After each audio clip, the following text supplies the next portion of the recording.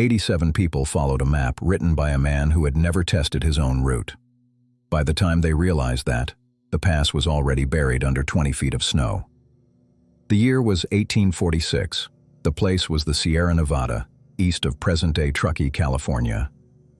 What happened next, the starvation, the desperate choices, the deaths, has been told many times. What has been told far less is the story of the man who set it in motion, who was never there, and who outlived almost everyone. In 1845, a lawyer from Ohio named Lansford Warren Hastings published a book. He called it The Emigrant's Guide to Oregon and California. It was optimistic, confident, and widely read. In it, Hastings described a route that would cut hundreds of miles from the established California Trail, bypassing Fort Hall by heading south of the Great Salt Lake, then crossing the Salt Desert and rejoining the trail near the Humboldt River. He called it a practical shortcut. He had traveled parts of it on horseback. He had never taken it with wagons, with families, with livestock. That distinction would cost everything. Hastings was not a cartographer. He was not a surveyor. He was, by most historical accounts, an ambitious man with a grand vision. He wanted to lead a mass migration to California and, some historians believe, position himself as the political leader of an independent California republic. A steady stream of emigrants would serve that ambition. His guide was, in a real sense, a recruiting document. Whether he understood how dangerous his untested shortcut was, or simply did not care, is a question the historical record has never cleanly answered. In the spring of 1846, wagon trains began assembling in Independence, Missouri. Among them was a prosperous Illinois farmer named George Donner, age 62, traveling with his wife Tamzine and their children. His brother Jacob came too. They were joined by James Reed, a furniture manufacturer with an outsized wagon he called the Pioneer Palace Car. Roughly 90 people would eventually travel together under what came to be called the Donner Party. They left Independence in mid-May 1846. They needed to cross the Sierra Nevada before the October snows. The window was narrow. They did not yet know it was already closing. At Fort Bridger in present-day Wyoming, the wagon train received a letter. It was written by Hastings himself, and it was waiting for them. In it, he urged emigrants to take his cutoff and promised he would personally guide them through. He was, at that moment, somewhere ahead on the trail with another wagon group. The Donner Party debated. The established route was proven but longer. Hastings' route was unproven but promised to save time they needed. On July 31, 1846, they turned south at the fork. They left the known trail. The letter had done its work. They caught up with Hastings near the Wasatch Mountains. He rode back on horseback to meet them, but he refused to guide them personally as promised. Instead, he pointed toward a canyon and said they could find a way through. He then rode back to the other party. The Donner group spent 21 days hacking a road through the Wasatch. 21 days. Axes against dense oak brush and fallen timber, on terrain Hastings had waved away with a gesture. They emerged exhausted, their oxen weakened, their supplies reduced.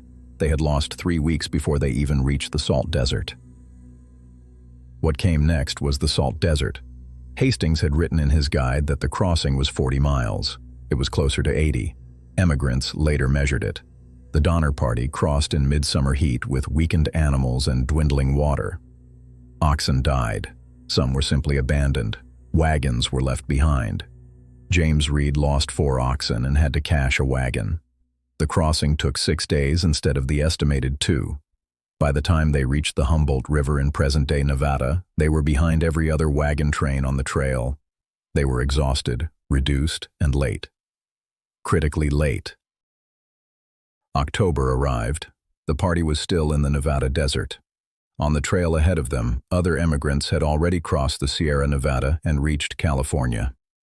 The Donner Party rested at Truckee Meadows, present-day Reno, for 5 days, hoping to restore their animals before the final climb. Then, on October 28th, they began the ascent toward what is now called Donner Pass. They were approximately 1 day's travel from the summit when the snow began. Within days, the pass was blocked. It would not open again until the following February. They were trapped. The Hastings Cutoff had delivered them to the Sierra Nevada exactly too late. Lansford Hastings spent the winter of 1846 to 1847 in California. He was safe, warm, and already planning his next venture. He had guided the first group through his cutoff successfully. That party had wagons and suffered too, but arrived before the snows. The Donner Party's delay in the Wasatch was the margin. Historians have calculated that had the Donner Party taken the established Fort Hall route, they would have crossed the Sierra Nevada in mid-October, ahead of the storms. The Hastings Cutoff, with its false promises and unmeasured distances, had cost them precisely the weeks they could not afford. Of the 87 people who entered the Sierra Nevada with the Donner Party, 48 survived. 39 died, of starvation, exposure, and in circumstances that have made this one of the most written about disasters in American history. The survivors were rescued in a series of relief parties beginning in February 1847. What they did to survive during those months at the lake camp and in the mountains has been documented, disputed, and debated ever since. Some accounts are confirmed by multiple sources. Others remain contested. The full truth of what happened in the snow belongs, in part, to the dead. Lansford Hastings was never tried, never formally blamed, never significantly held to account.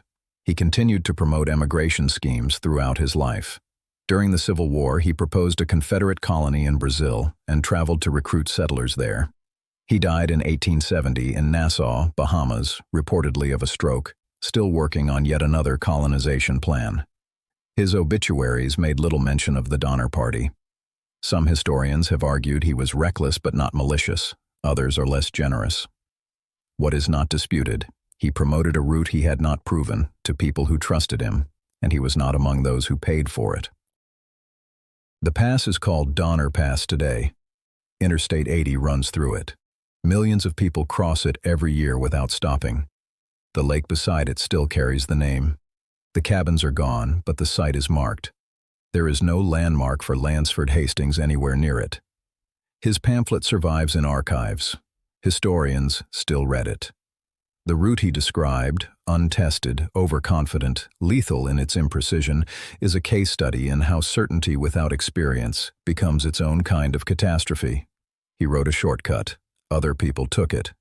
The next story begins where another wrong turn ends.